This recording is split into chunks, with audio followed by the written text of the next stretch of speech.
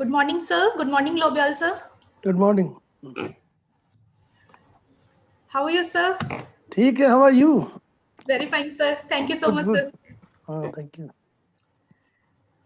I request to Karan, sir, please make co-host to Lobiyal, sir, also.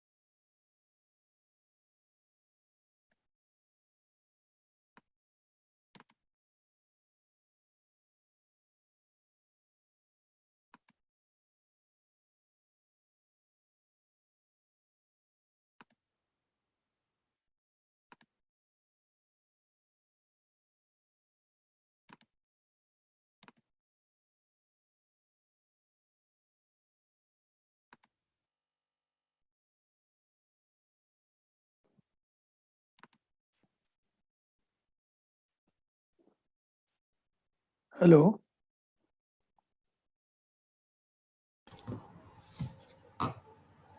Yes, sir. ठीक है.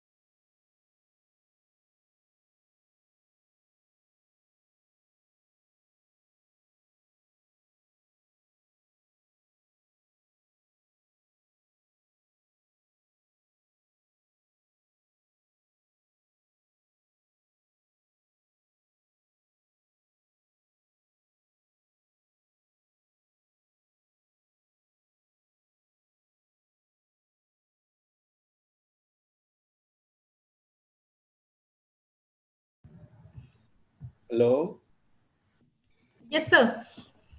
हाँ sir आ गए Yes, sir. Sir has joined. तो काफी 5-7 minute से पहले से हूँ। अच्छा Yes, sir.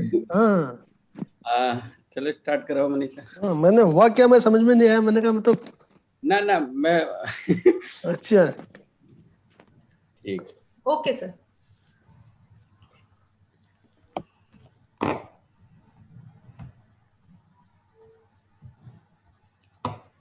A very good morning to one and all present here on this cloud meeting app. Yes, sir. I, Manisha Yadav, on behalf of School of Computers and System Sciences, Jawaharlal Nehru University, Delhi. हाँ, मैंने हुआ क्या मैं समझ में नहीं आया। मैंने कहा मतलब ना मैं अच्छा ठीक Okay, sir. Hello. Am I audible, sir? Very good morning. Yes Manisha go ahead. On this cloud meeting app. Yes, sir. I, Manisha Yadav, on behalf of School of Computers and System Sciences, Jawaharlal Nehru University, Delhi. मैंने हुआ क्या मैं समझ में नहीं आया। मैंने कहा मतलब ना मैं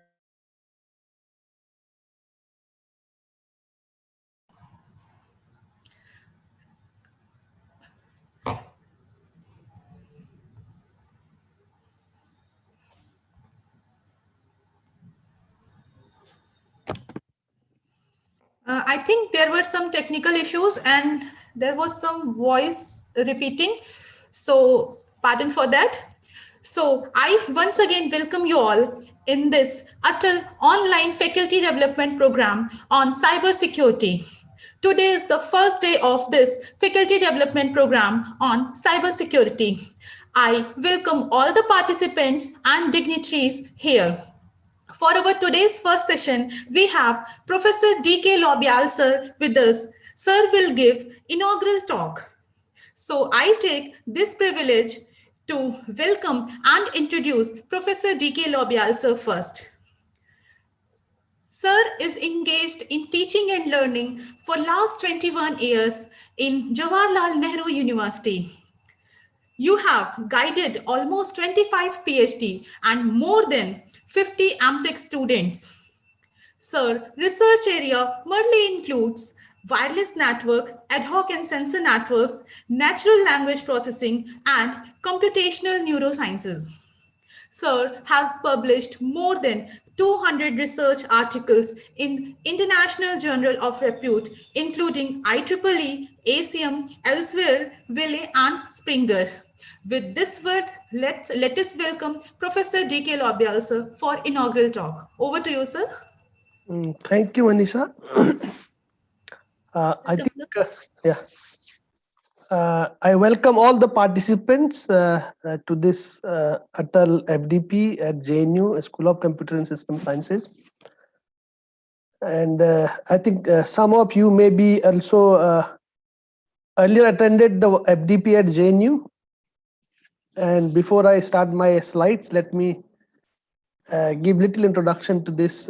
We are fortunate enough that every time we have been getting this FDP from AICT, and that is one. And we are also encouraged by the feedback which was given by participants earlier on conducting a FDP at JNU, and that keeps us going to have another FDP. We try for this, and this time you got this one, and I appreciate the efforts put by Dr. Karan Singh. He's always a very motivating and driving force behind all these FDPs and whatever conference and FDP we held at JNU and School of Computer Sciences. Some of the participants may be new, therefore let me little bit give about the school before I really start with my lecture. And to those participants, the School of Computer and System Sciences JNU started in 1974-75. Is one of the oldest schools of computer science in the country. I take this proud and privilege to say this. I think at that time, probably ISC, MNIT, and few of the only. Am I not audible? audible sir Yeah. and few of the institutions or the university in the country have computer science department. So we are one of those who are the early entrant to the education of computer and system sciences. And we started with a program called MPhil. Initially, it was I started with the computer center. In a sense, the whole idea of a lot of people need computational resources in Delhi itself, and not only JNU. Keep that in mind. It was a big deal at that time. So let us have some kind of a mainframe and mini frame where people from outside can also use the computational facility. That is how it started in 1974-75. And then at the same time, I don't hesitate to say that there was Professor Menon and uh, then and this Professor Sesagiri, and then they started NIC at the same time there. So JNU became a center for computational facility for Pew, and I won't hesitate to say that at that time people from even this meteorological department used to come for computational purpose. We used to have a VAC 780, or even then we have a Bulgarian computer mini frame. And then gradually, yes, and then computation in 80s, mid 80s, computational facilities become available all where. And then in 84, a lot of BTech programs in various institutions in computer science started in 1984. So that time, then computer education spread. Many institutions started with that. But it's 1977, we started with a degree called MPhil in computer science. So the first batch started in 1977 with the MPhil in computer science at JNU. This historical perspective I give because to know that how the computer education began in an entire country. And till 85 there was no MCA, and then Professor Rajaraman, who was at IIT Kanpur, then Professor Emeritus right now at IIC Bangalore. He has a committee nationwide. They said we need a lot of manpower in computer sciences, and therefore they started with MCA program in 1985. And this program was started by University of Pune and Jawaharlal Nehru University in 1985. So again, we are one of the premier institutions along with the University of Pune to start with the MCA program. And at the same time, and therefore, those who have been attempting in past for coming to JNU or Pune, because MCA was not in many places. Then in 1987 around, we find that computer education has spread all across the country. And some of the industries has coming up, government from government, not from private sectors.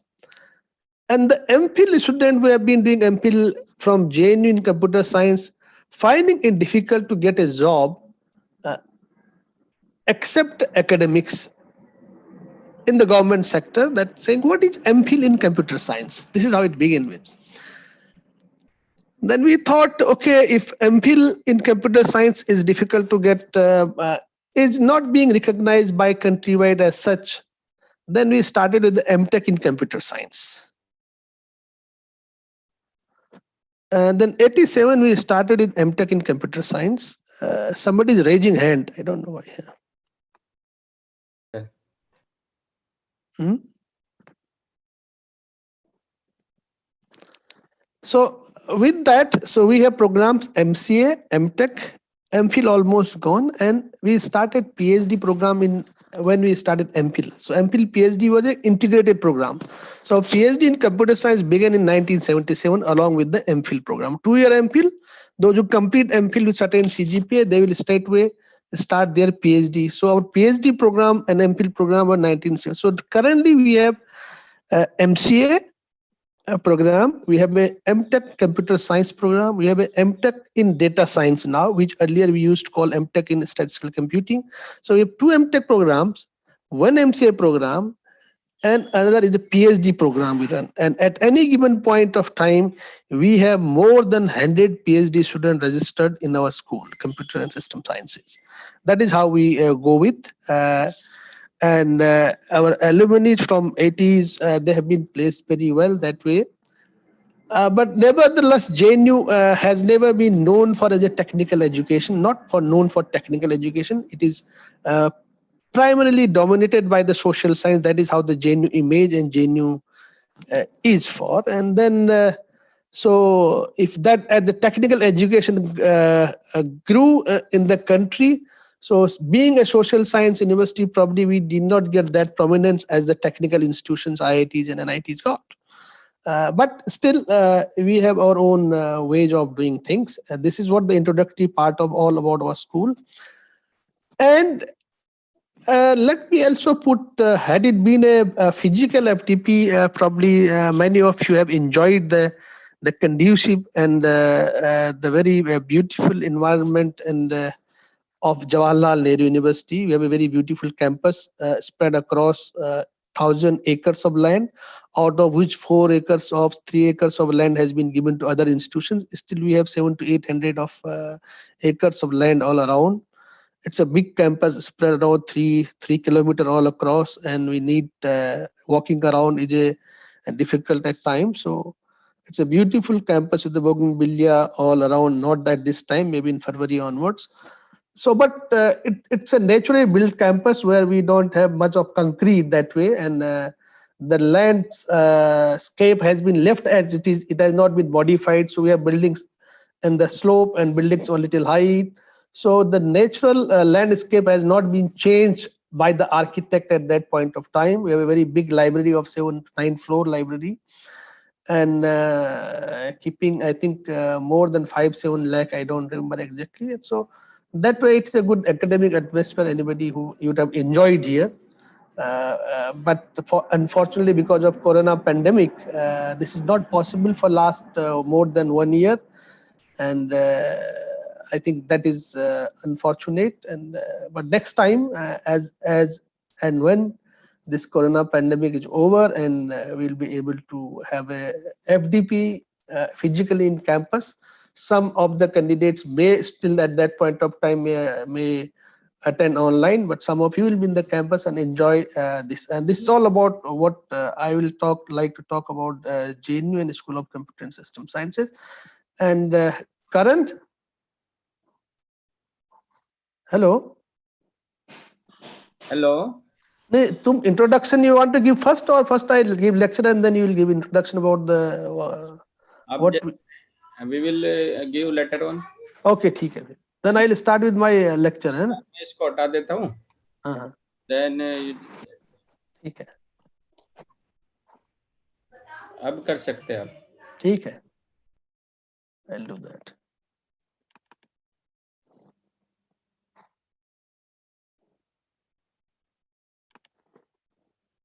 I'm just sharing my slides.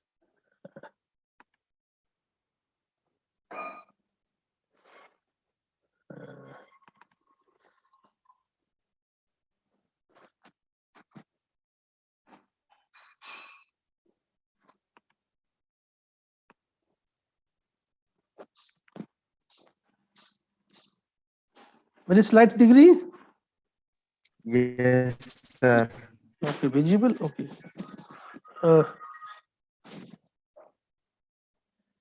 See, the whole idea of this talk is I'm not going to give a technical talk that way.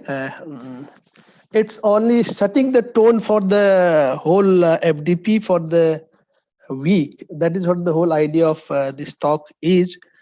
And I assume that probably many of you know the things which I'm going to speak, but nevertheless, it will be helping only to set the foundation tone for the rest of the week. That is what the whole idea is. Let me begin with a little introduction. Why cyber security and what is cyber crime? Why types of cyber crime, cyber attacks, cyber security? And this is not what I have created. I have taken from here and there, and then that is the only idea I am repeating that I said for setting the tone, not to give a technical talk that way. So let me begin with a little introduction. What is called cyber security and cyber crime? That is how. And while I was looking at a dictionary or the internet, it says that cyber is related to the characteristics of the culture of the computers, information technology, and virtual reality. That is how it defines. So to the virtual reality has been the addition later on. But initially, if you look with the definition of a cyber space that I think the computers and information technology was two important aspect of it. And computers we have been doing for all data processing in the beginning. Then with the invent of the internet, when the information technology, which is computer from plus internet itself could have been sufficient rather than saying computer separately, is the information technology. Then people added virtual reality. Probably it can be. It makes a cyberspace, and as the way the internet is growing rapidly and widely, and with the 5G, it is going to be more wider with the IoT and everything, because everything will be connected with the internet of things or internet of everything when you go on that. And then your cyberspace is going to expand very highly. That is how it is going to be, and the security is going to be more challenged at the cyberspace expense. Now, therefore, any illegal activity or done or committed using in computers and internet is a cyber crime. That is how it is defined. These are not my definition. I took from it. So, so now the two important parts. Now, certain activities are being done on your computer, and certain done by internet, or they may be being done through internet. But the cyber crime will primarily mean that even if it is being done on your computer, but it's being done through internet. That is important. So I'll explain more further. That is how the cyber crime consists of.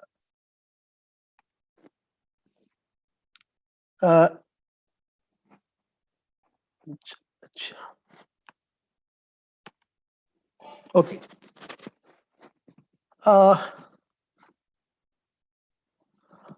So therefore, if there are cyber crimes, illegal activities on computers are being done through the internet, and then the important point is how to do security. What does security mean? And the meaning that way of security is that the technology and processes you design to protect your computers, your data, and your network or internet. I'll call network for the time being, but if you keep your network, which is available with you, and though it may be connected with the internet, from any kind of unauthorized access and attack via internet by cyber criminals, means those who always look for attacking and misusing, having unauthorized access to the internet, to the computers, and through the internet, they're cyber criminals. If they are doing this, if you have made technology and process you designed to protect, that is called basically the security aspect of the cyber. So in this whole week, you will be studying about all those. That is what I'm trying to set the tone. I said in the beginning. So the important component of the cyber security is not basically what we see is your database security or your operating security as per se of an individual computer is not important. And that may be only important for the individual running, but for the cyber security is the network. Security of the network is very important because all crimes are being through the internet, number one.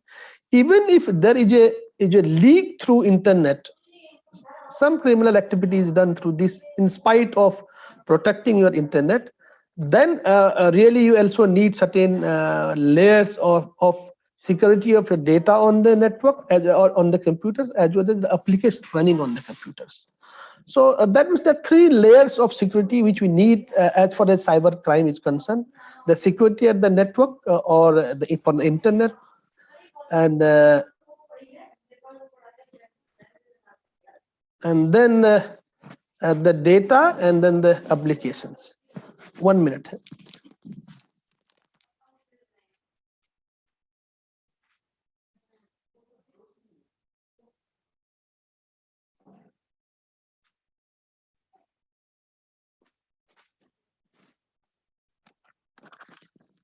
So that is how. So the my focus on this will be more on the network security and not on the application and data. That is can be covered by many, but so therefore one of the objective of the cyber security is you have to bring the procedures, rules, regulations and guidelines for and measures to regulate the internet is very important at times. Therefore, what kind of access can be given to whom, and therefore the National Security Agency of US NSA, they set the key size, how big the key size should be. They keep it because they need also to have access to all things which probably we don't have.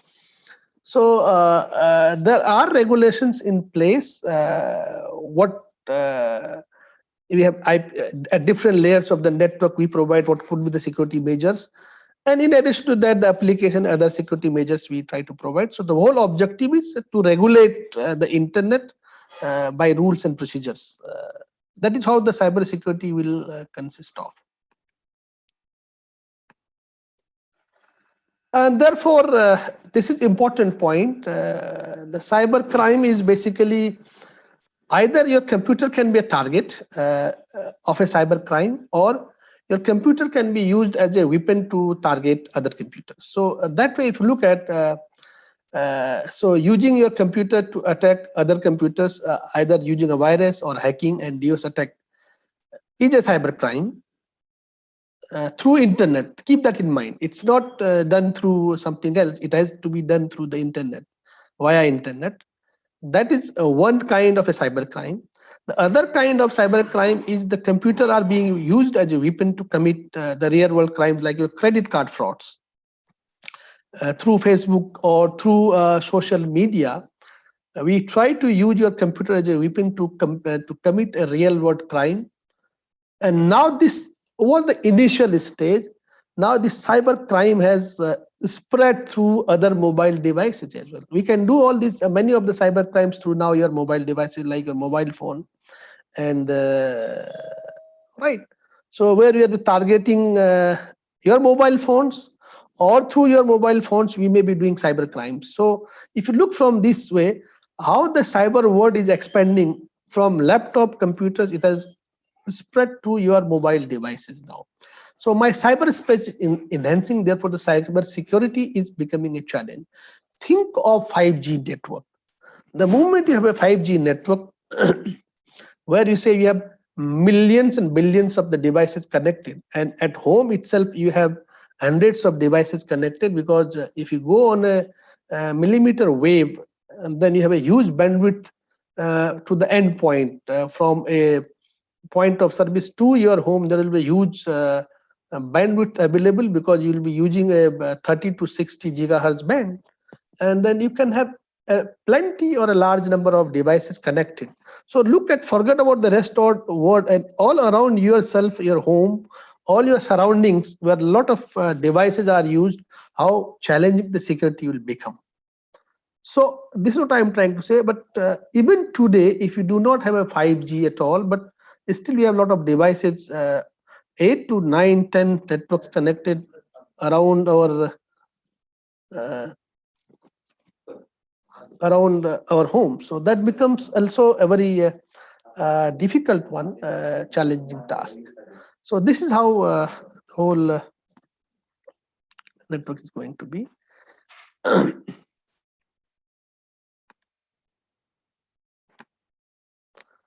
Now, therefore, if you look at this, many of you know all these terms. I put it, this is what you are going to deal with the whole week. People will talk of different topics, and that is what I am saying, that these all crimes will be of hacking, where people try to steal things or change your website, take your personal data by hacking or cracking your password, login, everything. They try to steal your information. This is one aspect of the cyber crime, where some of the lectures will be on that. And then phishing activity is another one, where people try to do certain criminal activities, fraud. Like if you remember this Jamtara, and some of the talks will be on that, people will quote that. I only came to know from the talks that Jamtara is a serial on your Netflix, and it happened because somebody stole away the money from some key person, and then they try to identify who did this. And this is only by through the hiding the identity and trying to take away your personal information by uh, giving you some information which you pass on. And denial of service is another attack that has been on not only on the internet and cybercrime, even on the small network in past. People in their own network has been doing this to deprive others from services. Where see, if you keep on sending TCP packets to a network, probably your bandwidth will be overloaded and all bandwidth consumed, and therefore further packets will not arrive. This is one of the way to denial of. So if you target one system, there may be simple denial of service. If you target multiple systems, there may be distributed denial of service, DDoS. And so these are the attacks where people try to deprive you of certain services by blocking your bandwidth or blocking your buffer space on the operating system or on the network. If you put a lot of packets, your buffer space will be full on the OS, and therefore no more packets can be taken. Or your bandwidth is full, no more congestion, network congested, so therefore no more packets can be transmitted. So these are the ways where denial of service is done. People send you spam emails and where they try to steal your information, and probably through the spam emails you give some information, pass on, and then the criminal activity is done. And then there are spywares, and certain spywares are left on your system, and gradually things are taken away, information is taken from your system. You never know that you keep your Facebook always on your mobile. So the spyware running behind may take your personal information at times, which can be used for something else. Not all the time damaging, but even the election, US election, that California Analytics or whatever the company name, they use in 2016 US election, lot of data from Facebook, along with and there are a lot of inquiry there. So the spywares are running either on your mobile or on your system, and then things are going on. So they may not directly damage your system, but take away information which can be later used for some kind of criminal activity against you. And then there are malwares, Trojan horse, viruses, and worms. They also attack, and they are left through via the internet to attack your systems. And right then this also will be talk of ATM skimming and point of sale off sale crimes. That means if you go to the ATM, there are your pins and password, everything was taken away by or then cloned, everything is done, and you go to a shop and where you are you use your credit card, and the point of sale there your information about you is stolen. That is what the point of sale crime. And ransomware or run on your computer, where they'll ask for some money because they'll stop your certain services and then ask you for some money to be paid. Then you'll be allowed to go ahead, and you'll be very, very bothered about that. This is what the whole uh, spectrum, all the various cyber crimes that are possible through internet. And right now, this I think will uh, set the tone for the entire week, where some talks will be given on this credit card fraud, where will be talked about the point of sale and ATM skimming. And there'll be talks on where the phishing and hacking attacks will be talked, and how to save your Facebook, how to save your uh, Google accounts, how many accounts you have, all those kinds of when your mobile phone is stolen, what to do, what kind of crimes done by the spam email. All those talks on all those topics will be there throughout the week. And this is, I think, is a sufficient for a tone. But what I did beyond that is, let me not finished yet. So for the cyber security is, I think we have to defend the systems for these criminals. Somebody is raising hand. क्या बात होगी? Before I go on. Hello. Hello. कोई हाथ raise hand raise कर रहा है. Who is there? मुझे information आ रही कि somebody is raising hand, तो मैंने कहा क्या बात है, कोई सवाल जवाब तो नहीं है? No, sir. नहीं. Is there any question from participant side?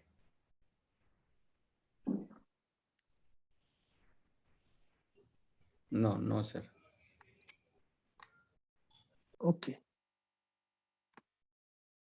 मेरी स्क्रीन आ रही है? Yes, sir. Okay, okay.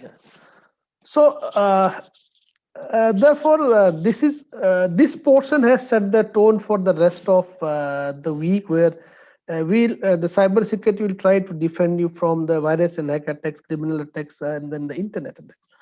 By today, I thought let me give little idea about another half an hour.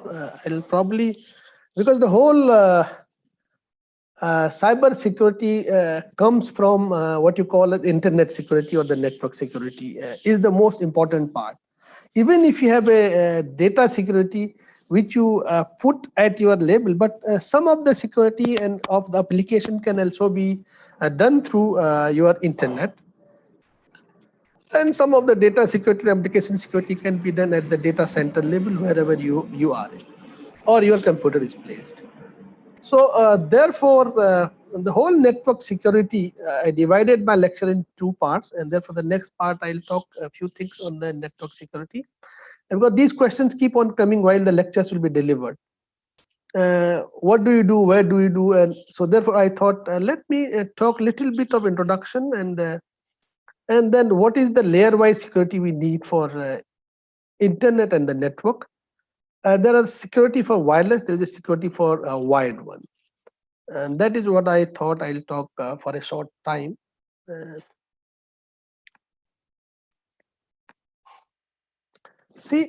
let me put this together because this creates confusion at times. That is what I thought.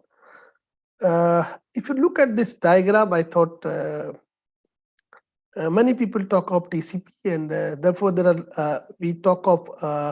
Let me put only 4 layers, where application and then transport, internet, and host to network layer, because the host to network layer is making a connection or a communication between your internet layer and your hardware. Hardware consists of an NIC card, which consists of physical and data link layer. And if you go on OSI, you have a 7-layer model, and we are not talking about that. So each layer needs certain kind of a security. That is what we are talking about. Therefore, I will not go in layer discussion. Every one of you know that. See, if you look at your application layer security, probably you need to save your email, you need to save your HTTP protocol, you need to save your all electronic transactions. So they are done through certain protocols, like your all internet access is done through HTTP, your email is done for SMTP. And similarly, your electronic transactions are done through other security mechanisms. So one is that each application which is running on, if you're running an application like not a protocol, but even an application like SQL, you need SQL injection kind of security. But what we are talking here is only a layer wise. So application layer, even if you have a what you call is a remote login, if you have to save that, you should have a security at that point of time. Then the transport layer security comes with the secure socket layers, SSL security you call. SSL security is to secure your transport layer. Then you have other mechanism comes transport layer security separately. So there are security mechanism to secure the transport layer. There is a security mechanism to secure various applications running. And then you have IPsec. IP security is only for internal layer in the TCP IP. So you have IPsec for security at the internet layer, and not only that, if you look at IPv6 came with certain security inbuilt into that. So that also provides. And then if you go at the lower layer level of your data link and physical layer, then we have a MAC layer security where you provide the what you call that SSID, the identification and other things. And not only that, if you go in the physical level, you may have a FHS security and DSS security. That is frequency hopping spread spectrum and data sequence spread spectrum. So you have two kind of, if you go on digital, you have DSSS, and if you go on analog, you have FHSS. You can have mix of both as well. So if you look at that way, you have security at different levels. You have security at physical layer, you have physical security as data link layer, which I call totally hardware layer. Then you have at internet layer, then you have at transport layer. And so layer wise, you need security you need. Therefore, many times this question comes, what do we do at which layer level? So, and then if you look at this mechanism, what I talk about is you have your, if you look at the wireless, and then if you look at the TCP, your transport and your internet layer remains same, whatever wired or wireless, you need the same kind of security, IPsec or SSL. But if you go at the lower layer, hardware layer, then probably wireless and wired security changes. So keep in mind, for wireless and wired security, only hardware layer security, or you call data link and physical layer security, have changes.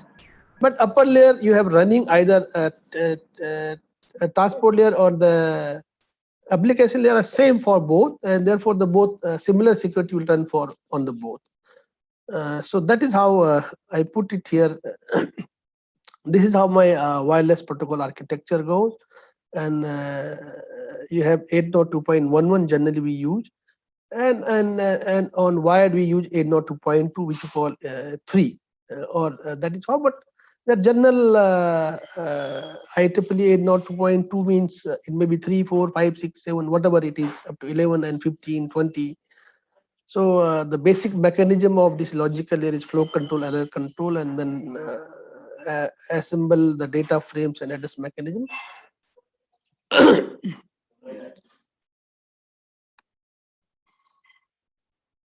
And but wireless security concerns more. That is what I simulated those found in the wireless environment, and but their security requirements are the same as and that whether you take confidentiality, integrity, availability, authenticity, accountability, you need same kind of security mechanism. And then most significant source of the risk is your underlying communication system in medium in wireless, because anybody can spoof in or can steal away the information, because it's open air medium, easy to penetrate, whereas if you have a fiber cable, then it is difficult to penetrate into that. So wired medium that way is more open and more risky for your communication. And the key factors which contribute to higher security risk of wireless as compared to wired includes, if you look at that, the channel number one, because wireless inherently is a broadcast medium. And the moment you say inherently, because if I speak at this time, everybody who is close to me is listening to my talk. So inherently, it is a broadcast. Or some you make a broadcast by, if you have a wired network, what do? You put a broadcast address, and if you send, it is go through the wire, but goes to the all system. That is not inherent broadcast. You made it broadcast because you put certain address that all computers will receive it. But in wireless, it's not made broadcast. It is inherently, because 802.1 use and a packet is transmitted, all can receive it, which in the range of the wireless, and then that's how. So therefore, they are more susceptible to the ebbs dropping and jamming of the signal than the wired network.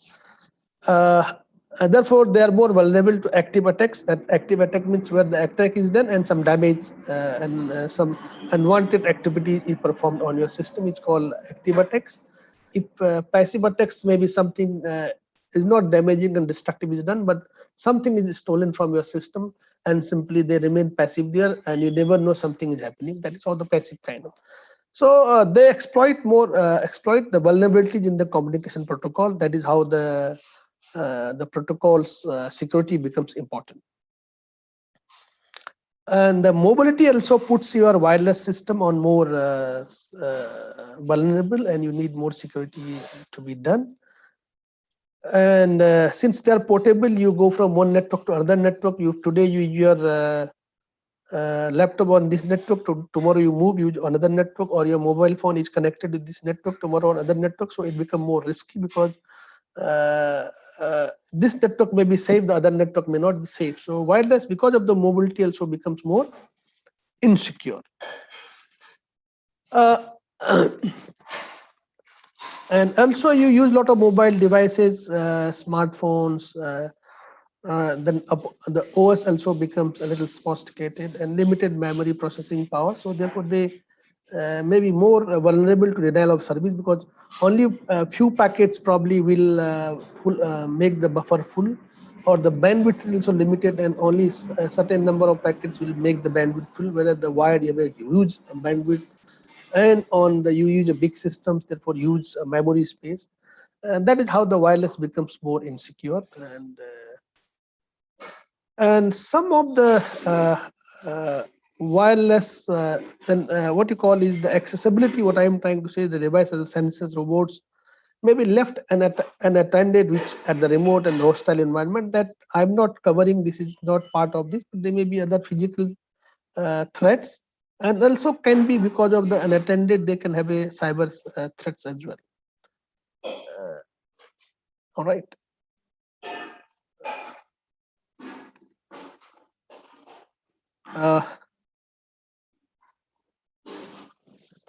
Currency. Yes, hello, yes, sir. मुझे बता देना कब रुकना है. And ठीक है sir, अभी 10-15 minute अभी तो ओके है टाइम है ना, तो मैं कितनी देर बोल रहा हूँ उसी हिसाब से मैं, क्योंकि you will introduce the system 11 o'clock उनका भी शुरू होगा ना. 15 मिनट और ले सकते हैं आप. ओके 10 से 15 मिनट ठीक है. I will finish by this time. So we need countermeasures for these absorbing and disruption of the signal. Is that we need signal hiding techniques and encryption of the signals. That is how we can do. So encryption comes there, but whatever data is going on the channel can be encrypted.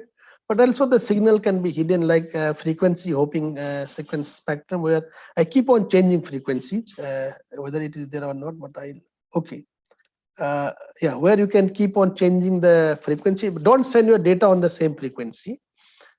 Each packet may be sent on a different frequency, and therefore those who are what you call trying to take away your signal, but they cannot match to each frequency. That is how the whole idea is. But you need a huge frequency spectrum. That is also a difficult one to have a frequency hopping.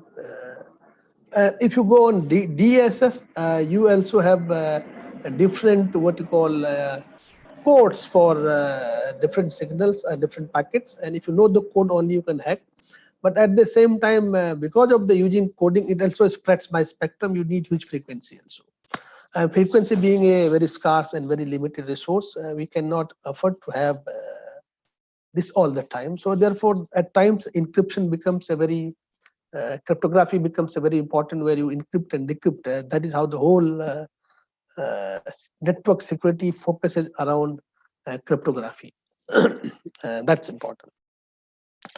So use encryption and authentication protocols, whether authorized person is accessing or not. There are standard methods of let me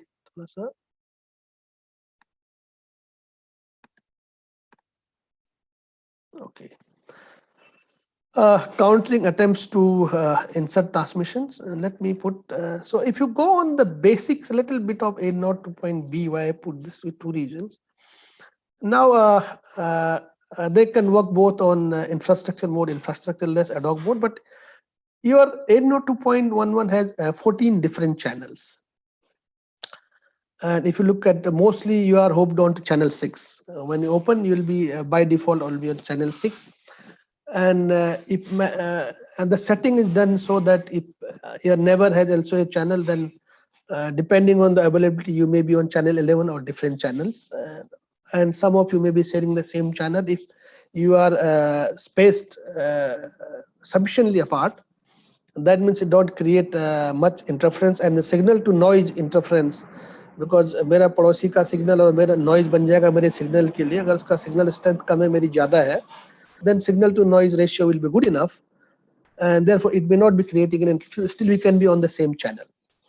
But if the signal to noise interference too much, your device is set such a way that it may hop to the next channel. And that's one of the good part of A0 2.11. But being only 14 channels, India use only 11 channels mostly. And how many people can use that? Also, 11. Okay, no, only US 11 channels. We use 14 channels here. Sorry. So that means these 11 million megabits, if I say mega channels shared among all users to access your data. So it's cheap, but all over who are connected through this will use this channel.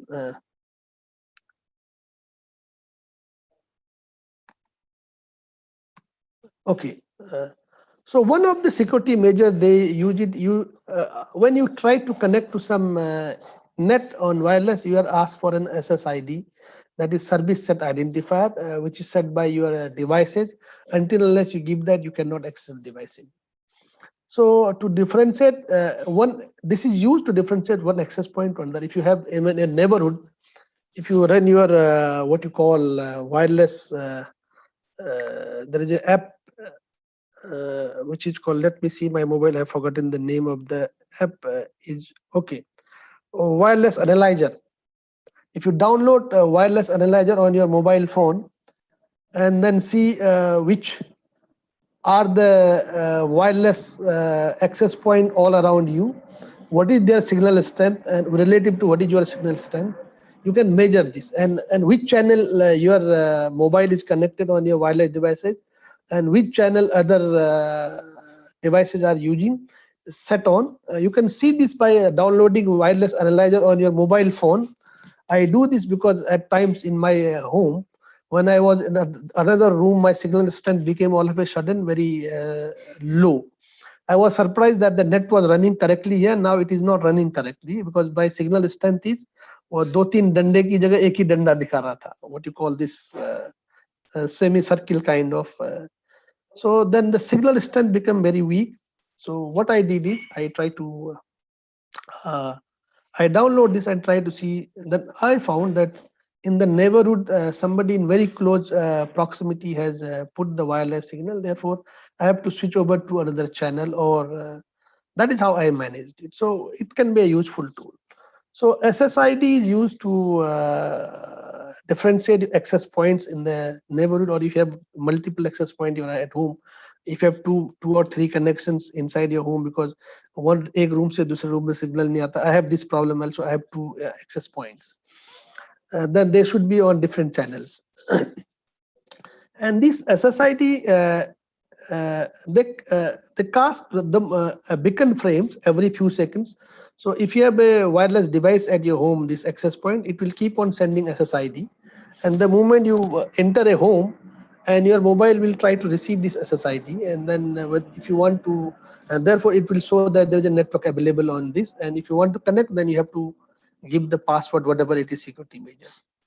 So beacon frames are plain text. That is the first layer of security. By until unless you know the SSID, you cannot.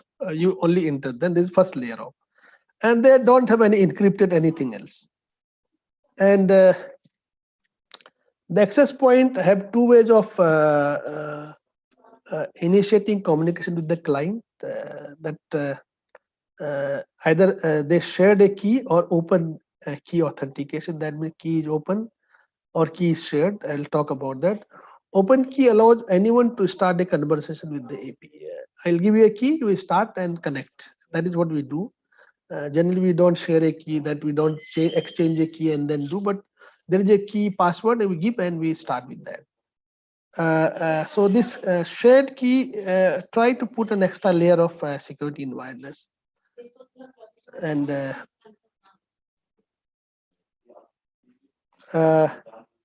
then client begin by sending association request. You, at the moment you give your password and you say that I want to associate with this AP, then you associate with that AP, and AP responds with the challenging text, that is unencrypted text. The moment you try to connect to that SSID, then AP will send you some text which will be unencrypted. and then your client will apply. That means your mobile phone. The moment you enter a room, and then you will receive a network. That okay, this is the identified network. If you want to connect to that, you try to connect. That means you are sending a request to that AP. Then AP will send you a text encrypted, and then using your mobile device using WEP, which is called wireless equivalent security, right? Will encrypt and send your text to your AP. Then AP will see decrypt it because it also knows the WEP protocol, and then it will connect you, and then that you will try to communicate with the AP. But ironically, OpenKey is the answer in short, because it provides only a small security measures, not much, and still using passive stringing, one can gather two of these variables needed. That means अगर आपका की भी उसने ले लिया और SSID भी ले लिया, तो it can anybody can easily, एक बार आ गया आपके घर में connected हो गया, the next time it doesn't ask, it automatically connects, right? That also is, so therefore it is not very secure. Therefore shared key is a better mechanism and challenging. That is how this WEP it uses RC4, that is what a 40-bit encryption, but unfortunately this is not very secure. And then since a notification of 802.11 shared RC4 has been proven insecure, and that leaving this 802.11 and wide open for attacks. That is what the problem was with the WP wireless equivalent, and therefore they started with the another kind of protocols. What you call I'll not go on, and then they said WPA. I'll quickly go. In 2003, they improved. They said wireless protected access rather than WEP. So they started with the pre-shared key and WPA PSK public secure PSK system. They started with pre-shared key, which are 256-bit key, and then if you have a key shared key, then only you can access. And that was a better. And there is a message integrity check also. Certain encrypted forms, the messages were shared. And then that also has certain kind of problems. There is a vulnerability found in WPA also. It has authentication mechanism as well, but the problem with that is because somebody else may take a detailed lecture, I'll just finish it. And 2006, that's a WPA has a problem, so WPA2 came. So WPA2 was based on AES, that everybody know, advanced encryption system. And therefore, there is another protocol is used, a counter cipher mode with blockchaining message authentication code protocol, and TKIP. A lot of protocols used for, therefore more security is provided there. And therefore the wireless, what you call generation 1, generation 2, generation 3. So generation 1 started with WPA, 2 started with WPA2, WPA then 3 with WPA2, then generation, now we are going to have generation 6, 1, 2. I think probably 1 doesn't have any security, and then we go with, I think, 6. So WPA2 was a good security for home, not for enterprise, and therefore WPA2 was also changed. And then WPA3 wireless protected access protocol came in 2018, and this is still under trial. Like your 5G is still under trial, and will be useful for 5G network or 4G. That is what Wi-Fi 6 we call it. So where the it will offer a key exchange protocol, and then you exchange key, and then only it can be done. And QR code mechanism will also be available in that. That is what, if this gives you a chart, a comparison chart of how these security mechanisms are done. If you look at WPA security, WEP security is very low, and if you look at WPA3, it is very high security. What kind of protocols they use? I can share these slides if you need. I have not made this is all taken from there, and you can use it. And therefore, I don't claim it is my copyright. There is no such question. So the security bits have been increased. 128 to 56 AES mechanism has come in, and hashing schemes has also come in for integrity check. So a lot of security mechanism has been increased there. How therefore it has been more secure protocol.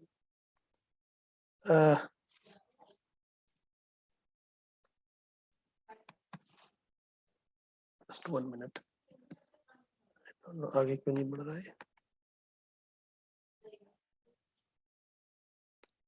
Okay. So with this, I'll hand over to Karan to take further on all about this workshop or conference. You'll give the basic idea that what is going to the entire week and what other things will be done during this workshop. And over to Dr. Karan. Karan, see? Yes, sir. First of all, thank you very much, sir, for briefing about the program and introducing about the school. And I think participants have benefited about basic idea of this talk and this program.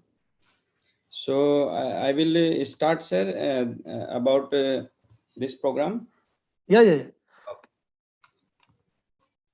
Yes, sir. You just stop that PPT. अच्छा मैं अभी stop कर रहा हूँ बस just 1 minute ये मुझे जरा ऊपर जाना पड़ेगा कई बार हो गया Yes, sir. Yes, sir.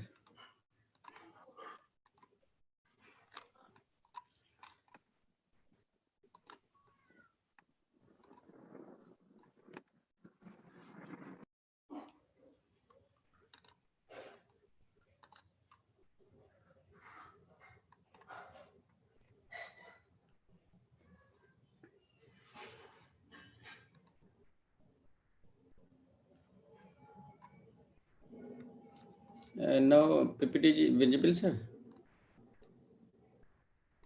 Yes, sir. Visible. Okay. So welcome to all participants and guests. Thank you very much for joining this program at School of Computer and System Science, JNU, New Delhi. So we will brief about what we will do in these 5 days. What is our responsibility and participant responsibility. So first of all,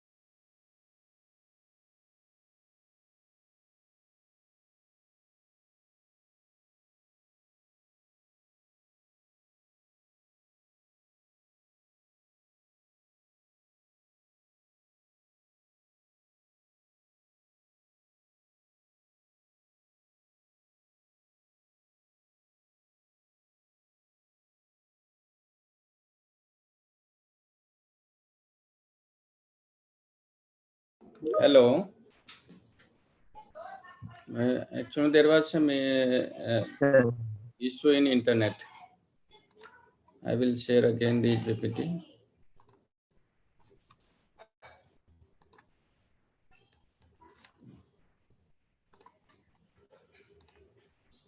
Yes.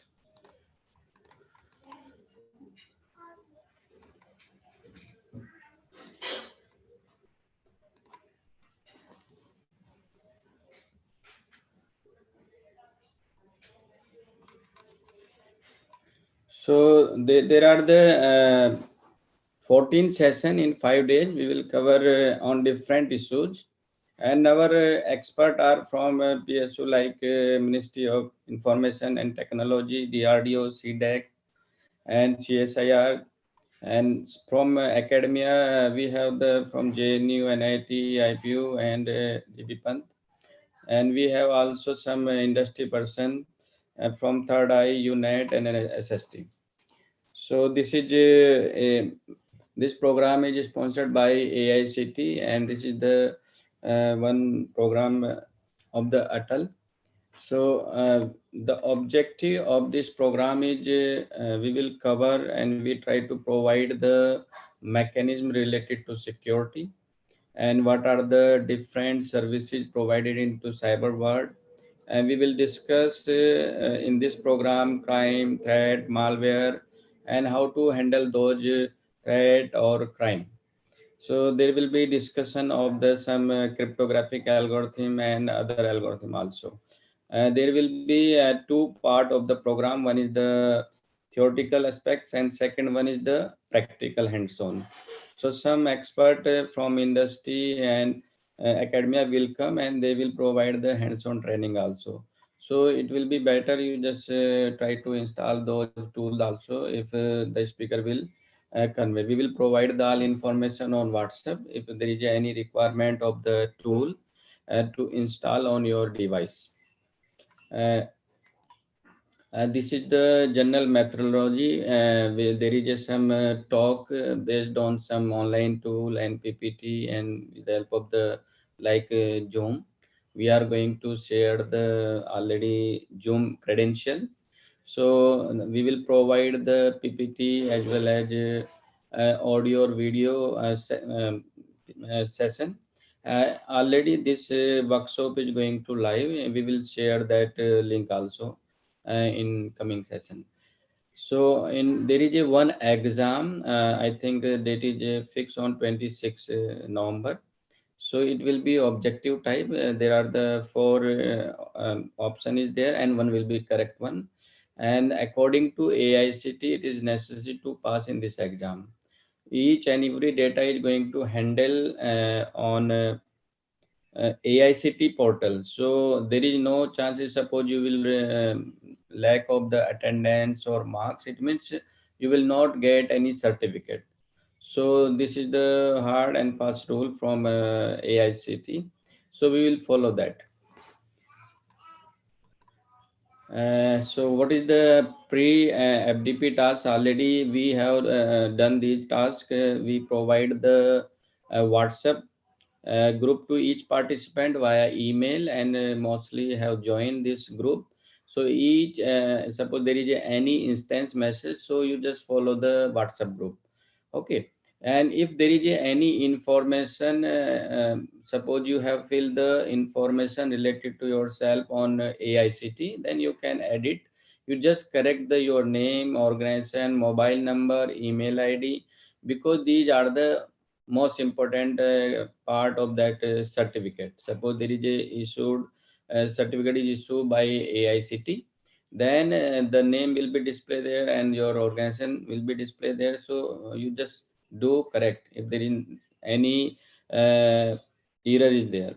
And already we told then we need Zoom software, so you just install. And one most important thing in Zoom, we need to rename the device with the participant ID and your first name.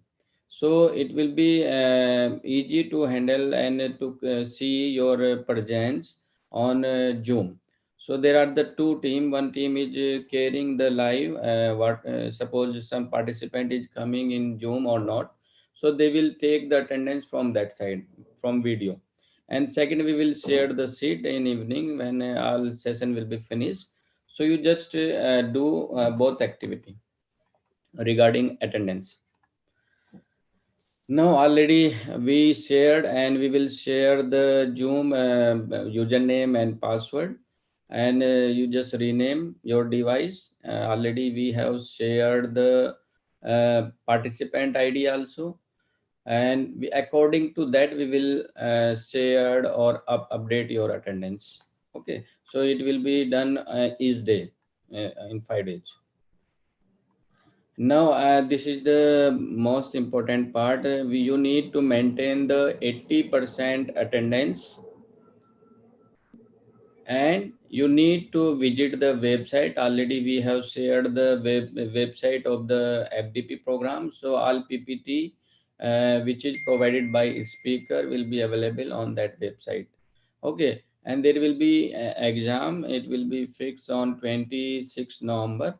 So you should be prepared. If suppose you will not give the exam, it means you are not eligible to download the certificate. And there is another condition, you need to score the minimum 60% marks. When you finish the 5 days workshop, then you need to provide the feedback on AICT portal or any shared link. So it is a mandatory part. So without that submitting feedback, you can't download the certificate. And there is some optional part, that is a 20 or 30-second video as a feedback you can share on given link. We will share the one link, then you can download your digital certificate using your credential. Our FDP ID is 37. If you want to note down, you can. And this is the complete schedule of the workshop. So we will change the time, because today there is some inaugural function of the 46 AICT program FDP. There are the 46 FDP going to organize parallelly in all over India. So AICT is going to inaugurate all 46 FDP at 11 p.m. So we try to make the schedule according to this for first day. But from tomorrow we will change the time. It will be from 10 o'clock, and we will share the update schedule.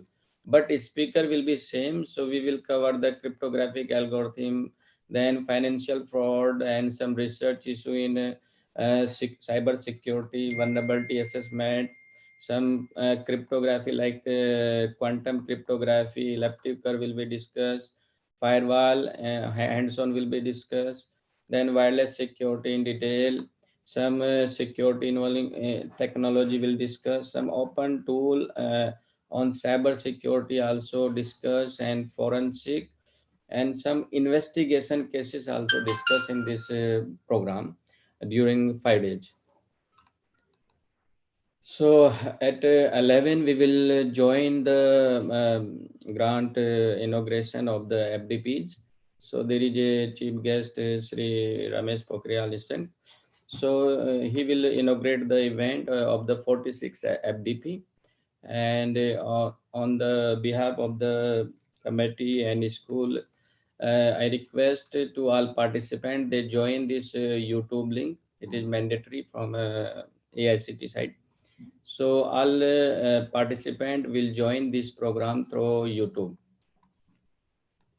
So thanking you all. If there is any query, then you may ask, and we will respond. Thank you very much.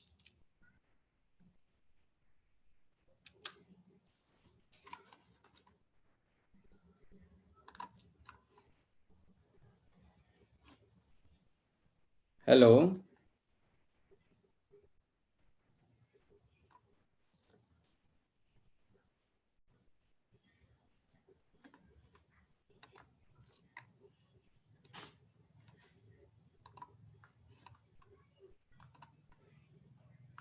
Hello. Yeah. Chat box. Yeah. Yeah. So there is a 2 or 3 question. What is the today lecture schedule? Already it is shared, I think. You just see here. It will be start at 2:30, because in between there is a inauguration program. So I think it will be finished in 1 hour or 1.5 hours. So there will be lunch break after that. From tomorrow onward, we will share the updated schedule. Only time will be changed. Everything will be same. Then exam will be on 26 due to some urgency. So there is no issue. We will upload all PPT on a website. Okay.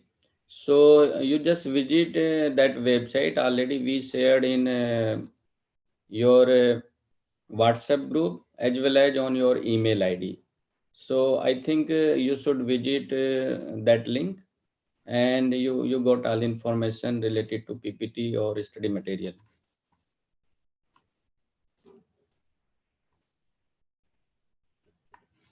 Okay, you just raise the hand if there is anyone who want to need to. You just see anyone is raising hand. Okay. Yes, sir. So shall I unmute him? Yes, yes. Naseem.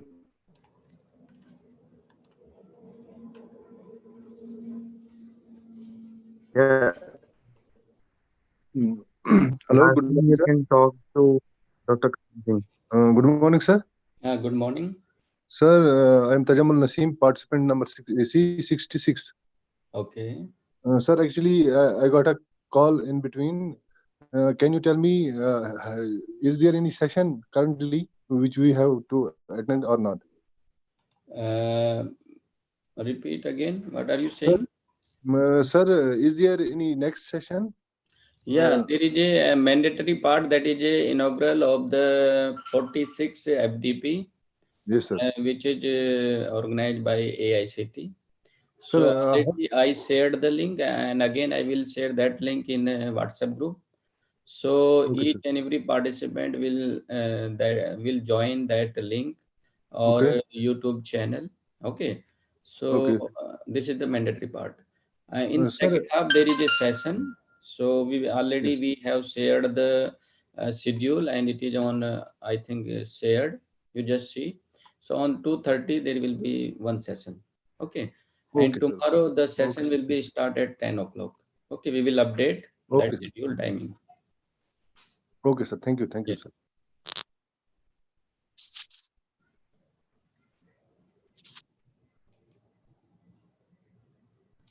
Any other query? Yes, sir, in chat box.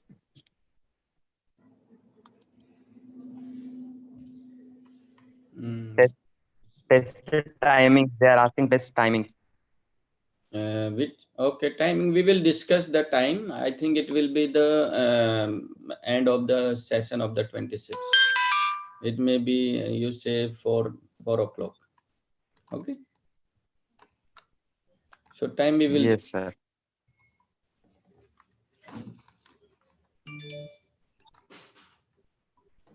Any other queries?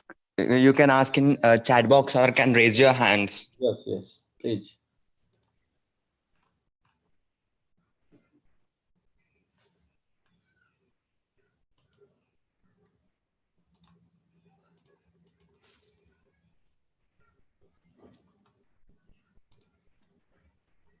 Sir, I think no more queries. Okay. Uh, So thank shall you. we close?